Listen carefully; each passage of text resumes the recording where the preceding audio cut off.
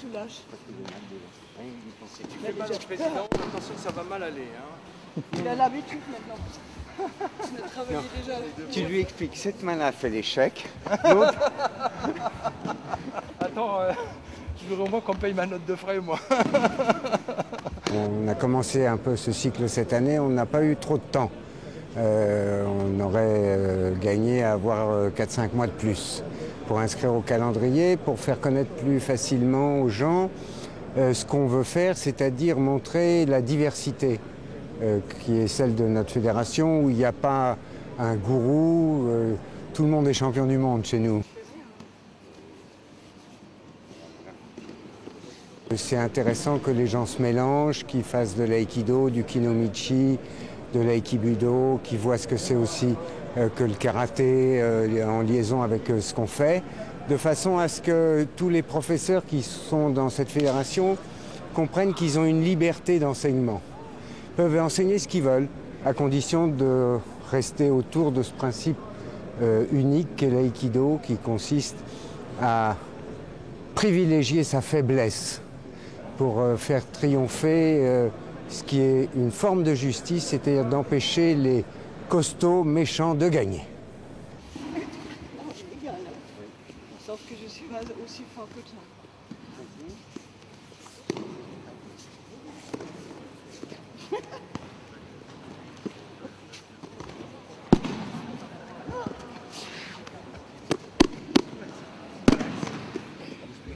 Il me fait cher.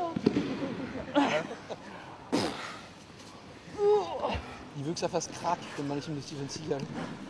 Non mais Steven Seagal, il est gros, Il m'a soulagé là.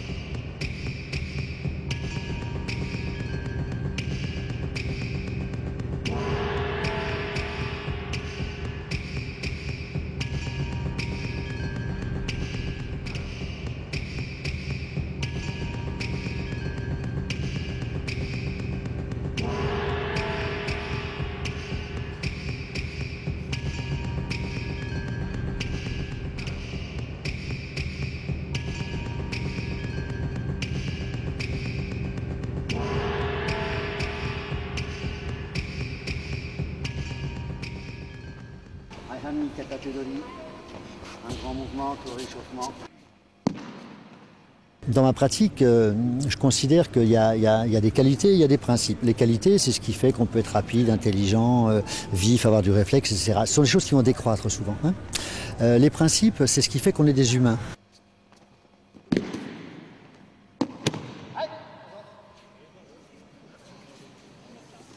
Autrement dit, le premier principe, c'est la station debout. Donc on est comme dans une posture normale, on marche, on se lève, on descend, etc. On utilise le corps.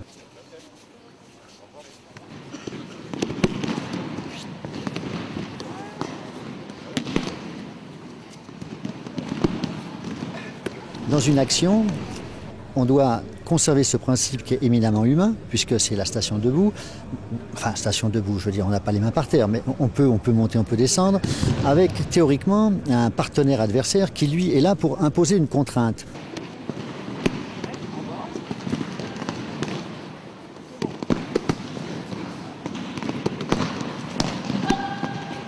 Et l'attitude qu'on va prendre par rapport à ce partenaire doit être une attitude donc humaine, qu'on vient de le voir, qu'on appelle Shisei en Aikido, mais qui doit être aussi empreinte de vision, okay, il y a une certaine vision et une certaine distance.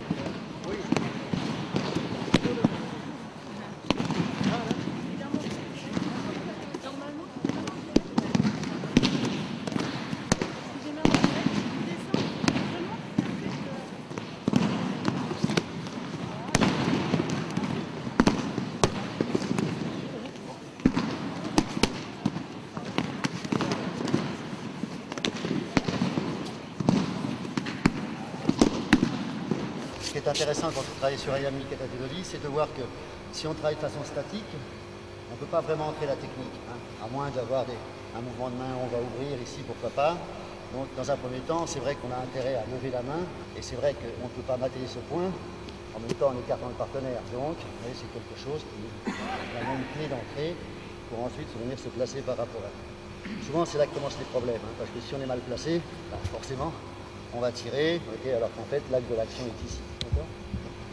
Donc si l'axe de l'action est là, on va garder l'axe de l'action.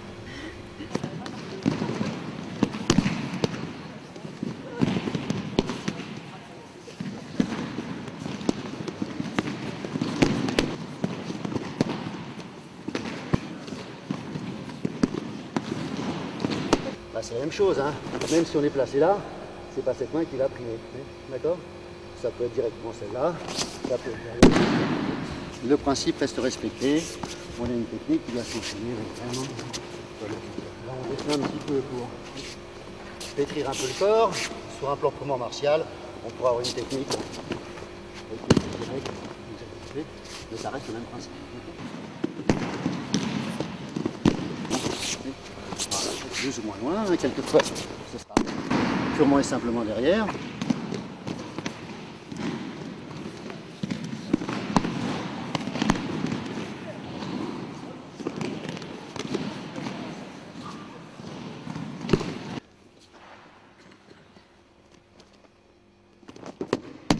Le partenaire, allez,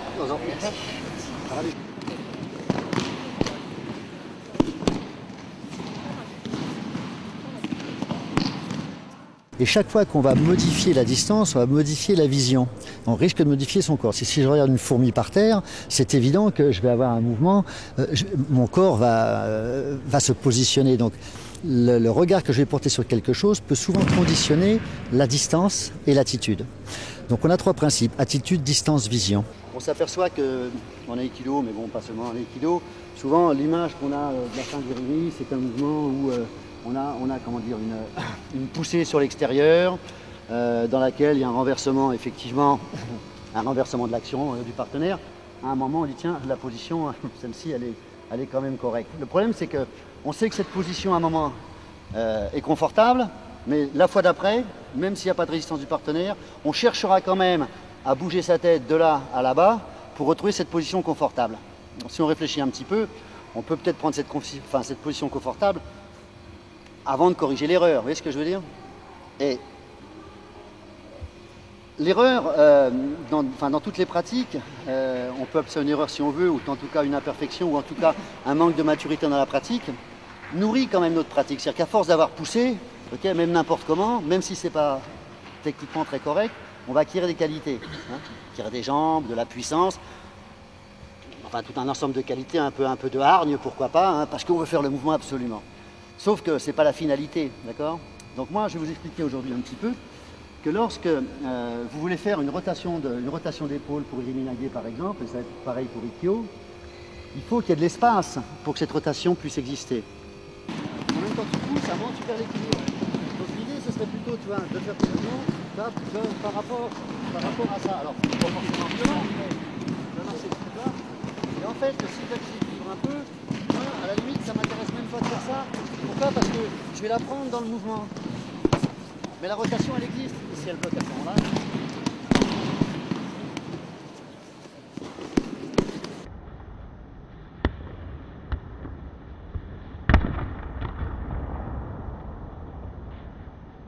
mais même avec la main, si je protège avec la main, ici je ne peux pas pousser la main. Il faut que je reprenne un petit peu d'espace pour que cette épaule puisse tourner. C'est clair?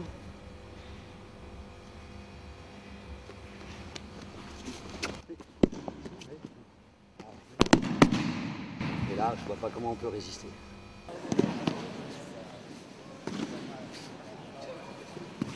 Sur Ayami Katatedoli, on a appris à se décentrer un petit peu parce que là, on peut considérer qu'il y a un blocage, se décentrer un peu par rapport au partenaire, d'accord? Et le fait de monter ses poings, comme je l'ai expliqué tout à l'heure, ce n'était pas un refus, d'accord? Mais au contraire, une préparation pour mettre l'autre main, bien évidemment, d'accord? Allez, encore un petit peu, merci, pardon. Pardon. Bah alors, Marco, on peut te réveiller? À l'arrêt. Le partenaire est mon égal. Je ne le connais pas, je ne l'ai jamais vu. Même s'il a une stature blanche, je ne peux pas considérer que je vais faire un mouvement facilement sur lui. Ça, c'est la base martiale, d'accord? Et la base de respect. Après, on verra. Donc, s'il y a une poussée dans ce sens-là et que ça s'arrête, c'est logique, ici, que le mouvement s'arrête. Là, le mouvement ne s'est pas arrêté puisqu'il a fait ça tout seul. Vous l'avez vu ou pas? Oui? Un mouvement qui glisse. Voilà. Ensuite, se déplacer. Et oui, à un moment, c'est deux conceptions différentes, hein, puisqu'à un moment, il y a une recherche constante d'harmonie dans le mouvement, et après, il y a une recherche d'harmonie par rapport à une confrontation. Donc, voilà, le choix, il va être là à un moment, d'accord, ok? Donc, il y a une contrainte, il faut trouver la solution de cette contrainte. Allez. Donc, dans une action, quelle qu'elle soit, si on se place seulement par un partenaire, il peut ne rien se passer dans l'instant où on garde l'attitude, la distance et la vision. Pour qu'il se passe quelque chose, il faut amener un autre principe naturel qui est la technique par exemple. C'est-à-dire comment, avec un minimum d'efforts, on va avoir un maximum de résultats. Ça, c'est ce qu'on a toujours essayé de faire de tout temps, c'est pour ça qu'on a inventé des machines, c'est pour ça que c'est un principe naturel.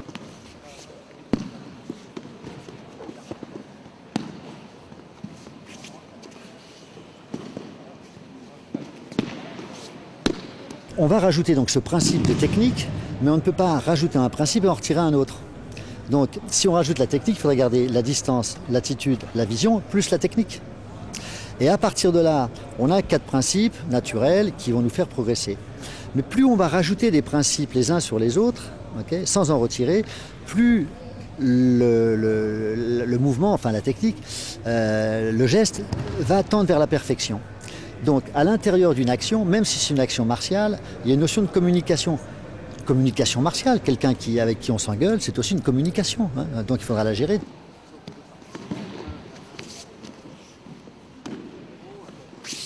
Attitude, vision, principe, technique, communication. Respect de son intégrité, respect de l'intégrité de l'autre, c'est-à-dire les loups, je ne mange pas entre les loups théoriquement. Okay, même oui, respect de l'intégrité de l'autre, communication, économie. Hein, la notion d'économie, c'est un principe. Plus on va ajouter ces principes, plus la technique va tendre vers la perfection. L'aïkido, si vous voulez, c'est comme disait mon sensei, l'aïkido, c'est la recherche du geste pur. C'est-à-dire, c'est l'idéal de pureté par le geste. L'idéal de pureté par le geste. Donc on ne peut pas imaginer quelqu'un qui va, pendant 10 ans, 20 ans, essayer d'avoir le geste le plus pur possible dans une action où il y a une contrainte, c'est-à-dire avec un adversaire. Okay, cette personne ne peut pas donc rechercher tous les jours toujours cette pureté dans une action et devenir quelqu'un de tordu quand il sort dans la rue. Voilà, c'est toute la philosophie de l'action est là, c'est pas la peine d'en parler plus.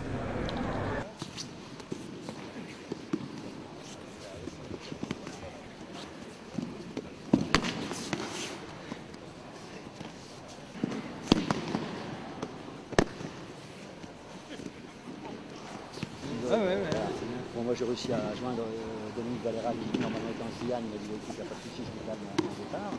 J'ai demandé à Stanley qui est là-haut si il peut venir. Je ne reconnais plus, c'est les deux.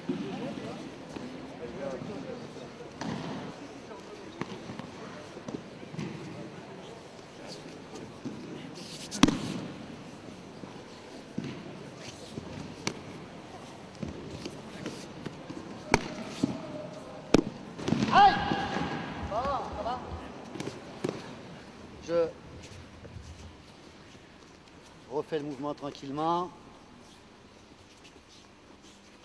Voilà. En fait, quand j'enseigne cette technique, ça prend plus de temps. Je repars sur un travail de centrage, d'accord, hein, qu'on peut faire assez rapidement d'ailleurs, après tout, on peut rester là-dessus. Hein, un travail de centrage, voir comment on arrive à prendre le centre du partenaire. Voilà. Et on s'aperçoit que finalement, Même quelqu'un qui serait débutant, quand on va dans ce sens-là, aura tendance à bouger, ne serait-ce que parce que il veut se protéger un petit peu, d'accord, hein. Monsieur, je ne vous connais pas, donc ça tombe bien, résister un petit peu. Voilà, ok, donc là, on a un centrage qui est égal, ok. Bon, manifestement, hein, je ne peux pas aller plus loin, il ne peut pas aller plus loin. Supposons qu'il avance et qu'il soit plus fort que moi, bah, la seule solution, c'est de garder la distance, d'accord. Sans ça, je vais être écrasé, ou le contraire, quand je viens pousser.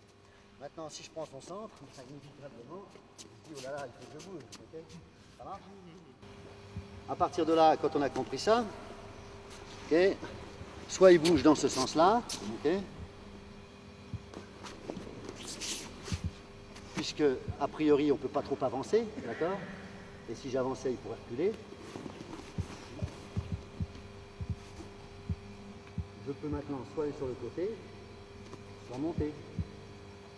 Et si je m'arrête, à nouveau, on revient dans une position égale. Ça marche? Je peux descendre également. Et le fait de prendre cette position ici, c'est annuler mon mouvement. Est-ce que c'est clair? Vous voyez ce que je veux dire par annuler mon mouvement? C'est-à-dire que si j'ai une entrée, juste là, ne bouge pas pour l'instant, ici, et que c'est libre, je file. C'est ce qu'on fait par exemple dans des contacts. Hein. Il attaque Jordan, c'est qui directement dessus, on ne donne pas son avis. Là, on est sur un travail de relation. J'avance, j'arrive pas. Il fait contraire. Voilà. Maintenant, si on veut s'approcher, la seule solution, c'est de monter. Sauf que s'il y en a un qui monte comme ça et l'autre qui monte dans l'autre sens, car s'il y en a un qui est hooké, en l'occurrence comme si tu étais hooké, bah, la technique est finie. D'accord? Clair, mais inintéressant. Ce qui va m'intéresser, moi, c'est de voir si le partenaire, quand je monte, ne recule jamais ton bras. Ça reste au milieu. Au milieu. Okay? Si le bras recule, c'est terminé. Voilà. Non, ça a reculé. Quand tu montes, ça fait ça. Ça ne bouge pas. Est-ce que c'est clair? Oui. Vous voyez le mouvement? Et là, on est totalement à égalité. Sauf que son coude me gêne un petit peu. Je le contrôle. Mais je ne peux pas le pousser. Par contre, je ne suis pas à ma limite de l'action. Donc je peux espérer que si je monte, il ne va pas s'en apercevoir. Je relâche un peu. Voilà. Je vais monter, il ne va pas s'en apercevoir. Bingo, je suis passé. Manque de chance, le partenaire, ici, quand je monte, il monte également. Là, il est sur l'arrière, hein, donc j'ai pris une option. Là, on est à égalité totale. Je peux monter, il peut monter. On ne peut pas aller plus loin. Vous voyez ce que je veux dire? On arrive à notre limite. La seule solution, ce serait de continuer à monter, mais ça ne marchera pas. Donc, il faudra qu'il y en ait un qui descende à un moment. Okay? Et c'est ce jeu de l'action qui peut être bloqué ici, qui peut être bloqué là, qui peut être bloqué là. Et si c'est vraiment ensemble, il ne peut plus être bloqué là. Et Ikkyo intervient au moment justement où le partenaire va reprendre cet équilibre. Il aspire mon mouvement. Relâche un peu la main, aspire sur l'arrière. Non, non, il n'y a pas d'à-coup, aspire le mouvement. Aspire, aspire, aspire. Ne résiste pas. Aspire. Donc, tu m'amènes à ma limite. Et je suis à ma limite, vous êtes d'accord? Oui, j'ai que deux solutions maintenant. Ou reprendre mon équilibre, ou faire une erreur, ou ne pas faire d'erreur.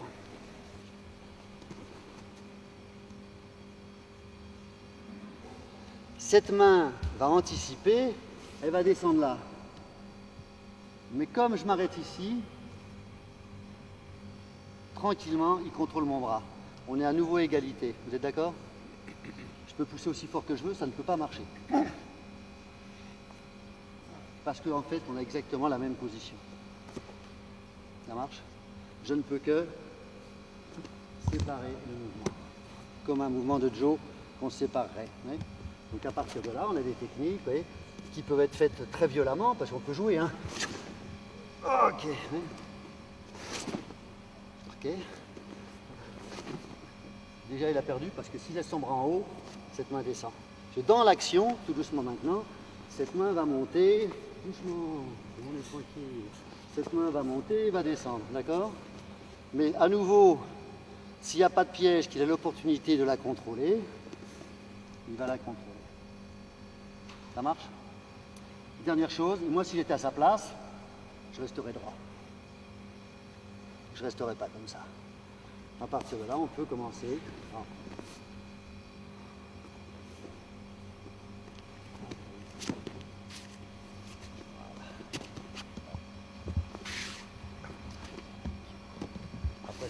fort, le mouvement.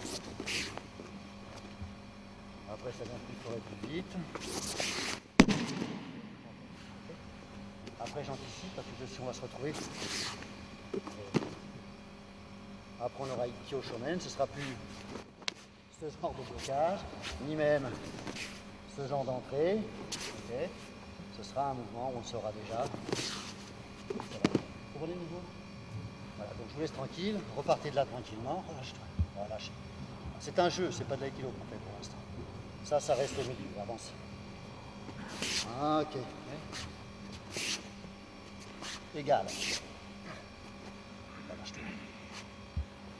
Égal. Égal. Allez, allez-y.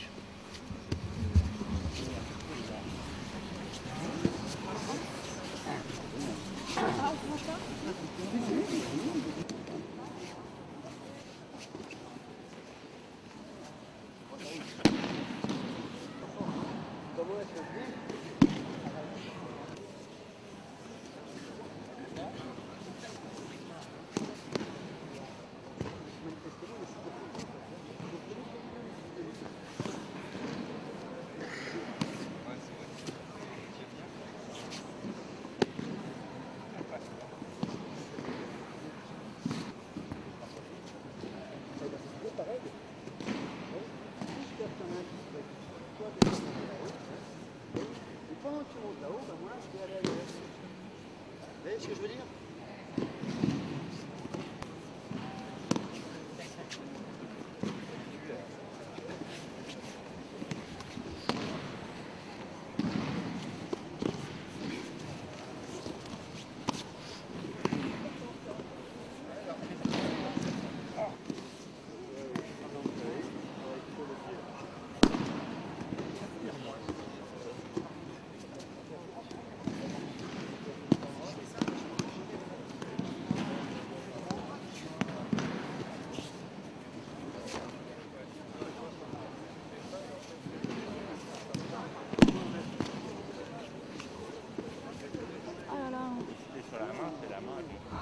Ça doit pas donner envie.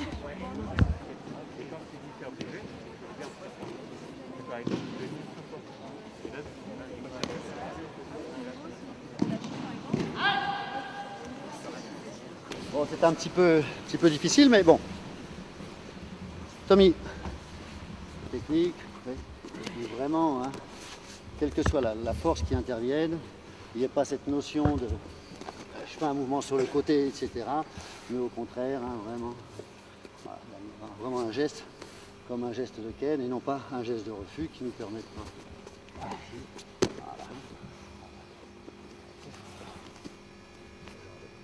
Après, ça peut aller plus vite.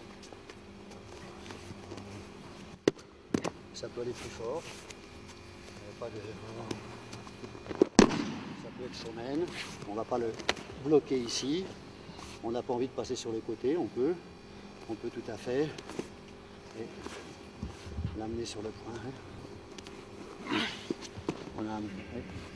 Plutôt que d'avoir une technique de Ikiura où on voudra absolument tourner, on pourra avoir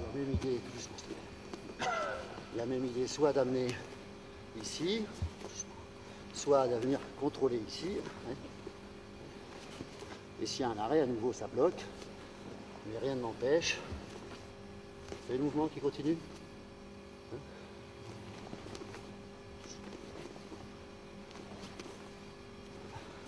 Plus fort. Je peux tout à fait le bloquer. Ici. Mais je suis bloqué aussi. Cette main, elle ne pousse pas davantage. Cette main ne pousse pas davantage, mais l'autre est libre. Donc l'autre étant libre, à partir de là, on passe en Ikiura direct. C'est intéressant quand une attaque est très rapide et très forte, on ne veut pas tourner le bras du partenaire. Donc on a déjà un mouvement qui n'est pas en essayant de tourner le bras comme ça, mais qui est déjà ici sur l'arrière. Okay, on va le faire tout doucement.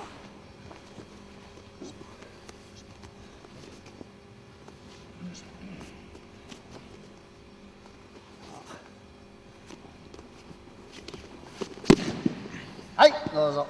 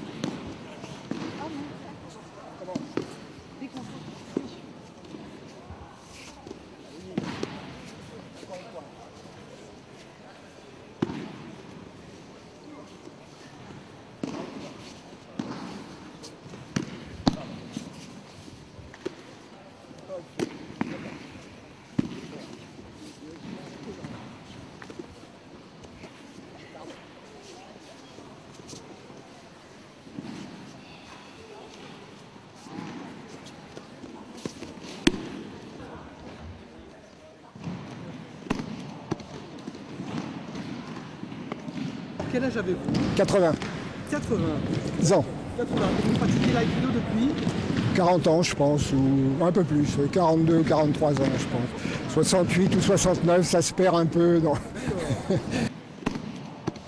Je suis arrivé à l'aïkido par hasard, avec des amis, on a découvert ça à Boulogne, c'était à Boulogne, près de Paris. C'est Maître Noquet qui enseignait à l'époque. Voilà, puis après, Maître Christian Tissé est arrivé et on a enchaîné, voilà.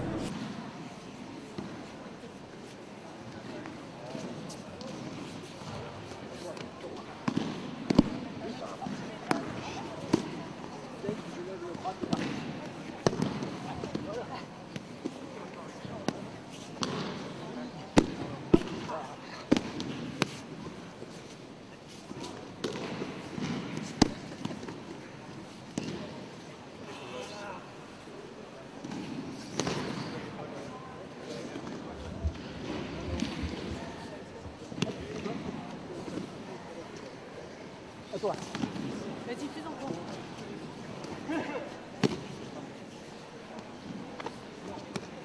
Deux mains au poignet.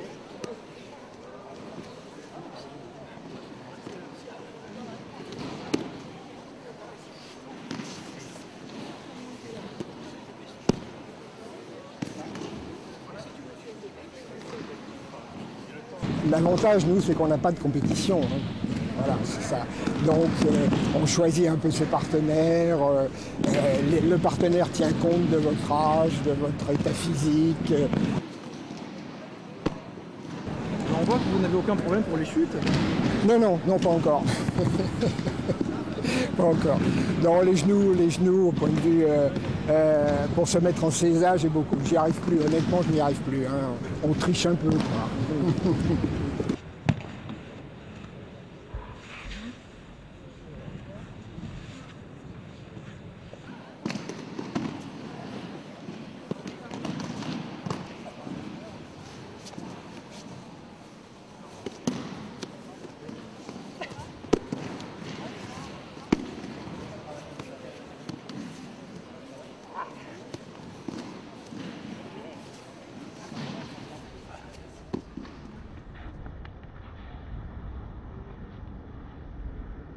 Vas-y, Shomen.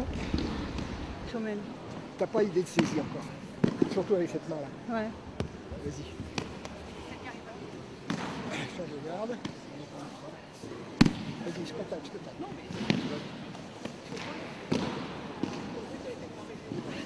Seulement maintenant. Fluidité, peut-être, puissance, peut-être pas. Hein.